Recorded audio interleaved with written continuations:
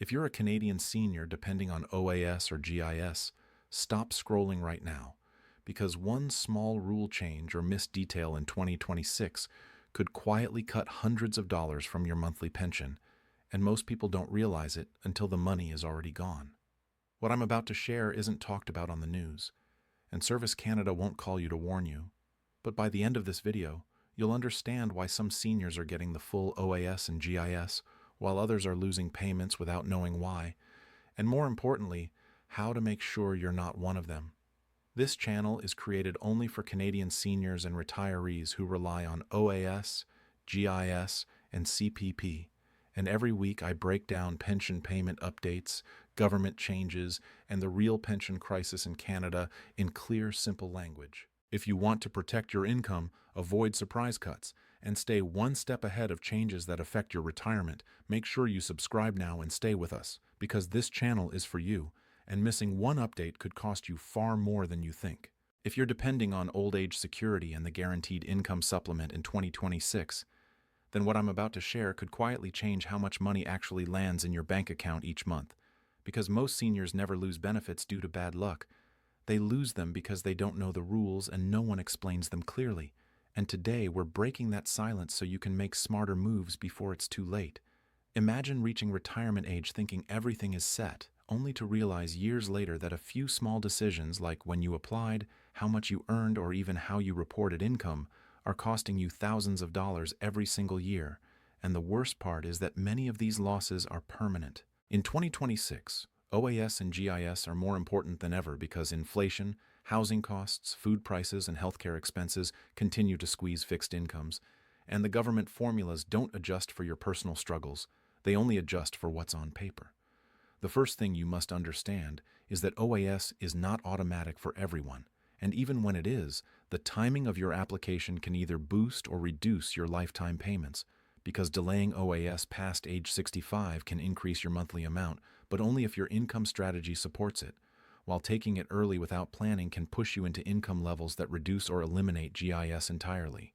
GIS, unlike OAS, is extremely sensitive to income, and many seniors lose it not because they are wealthy, but because they receive income in the wrong form at the wrong time, such as withdrawals from RRSPs that spike taxable income for 1 year and wipe out GIS for the next payment cycle.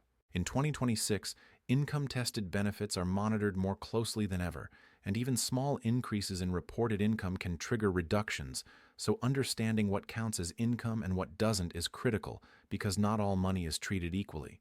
For example, TFSA withdrawals do not count as income for GIS, while RRSP and RRIF withdrawals do, and this single difference alone can mean the difference between receiving full GIS or receiving nothing at all. Many seniors unknowingly sabotage their GIS by converting RRSPs too early or withdrawing lump sums without realizing the long-term impact. And once GIS is reduced, it doesn't come back automatically just because your income drops later. You often have to reapply, wait, and sometimes fight to get it reinstated.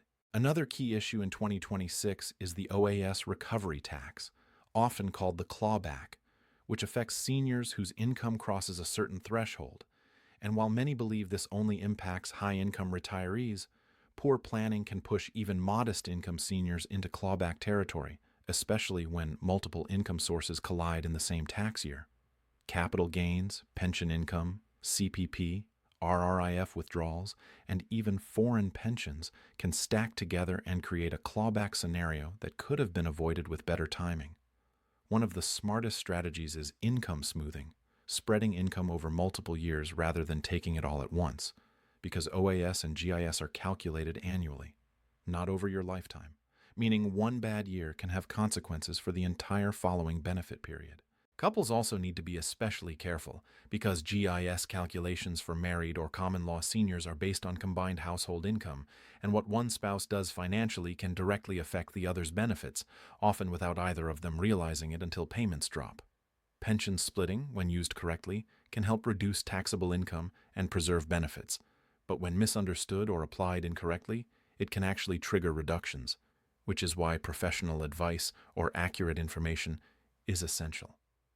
Another overlooked factor is residency, because OAS eligibility depends on how long you've lived in Canada, And many immigrants or seniors who spent time abroad assume they qualify for full benefits when they don't, resulting in smaller payments that could have been increased with earlier documentation or international Social Security agreements. In 2026, Service Canada continues to rely heavily on self-reported information, meaning errors, omissions, or delays can cost you months or even years of payments, and they will not always correct mistakes automatically unless you ask.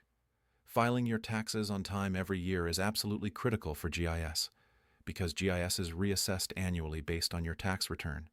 And even if you have zero income, failing to file can result in your GIS being suspended or canceled, leaving you scrambling to survive without it while waiting for reinstatement. Many seniors believe that if nothing has changed, they don't need to worry. But in reality, the system assumes silence means ineligibility, not stability. Another powerful but underused strategy is understanding allowable deductions and credits, because reducing your net income on paper can protect your benefits even if your actual cash flow stays the same.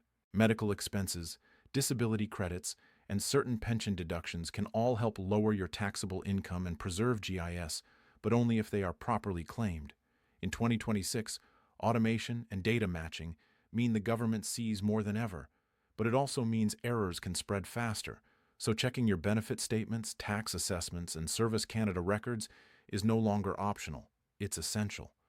Many seniors discover too late that their benefits were reduced due to incorrect income reporting or outdated marital status, and correcting these mistakes can take months, during which bills don't stop coming. Perhaps the most important mindset shift is realizing that OAS and GIS are not just passive benefits, they are programs that require active management, awareness, and timely action, because the rules change, thresholds shift, and what worked last year may not work in 2026. The seniors who maximize their payments are not the ones who earned the most, but the ones who planned the best, asked questions early, and stayed informed. If you're watching this and thinking this information feels overwhelming, that's exactly why this channel exists, because no senior should lose money simply because the system is confusing or poorly explained. And here we break it down in simple language, without jargon, without fear tactics, and without leaving you guessing. If you want regular updates on OAS, GIS, CPP, benefit changes, payment dates, and strategies that actually protect your income, then make sure you subscribe now, because this community is built for seniors who want clarity, security, and peace of mind in retirement, not surprises and shortfalls. Stay with us, because the more you understand today, the more you protect tomorrow, and in a time when every dollar matters, knowledge truly is income.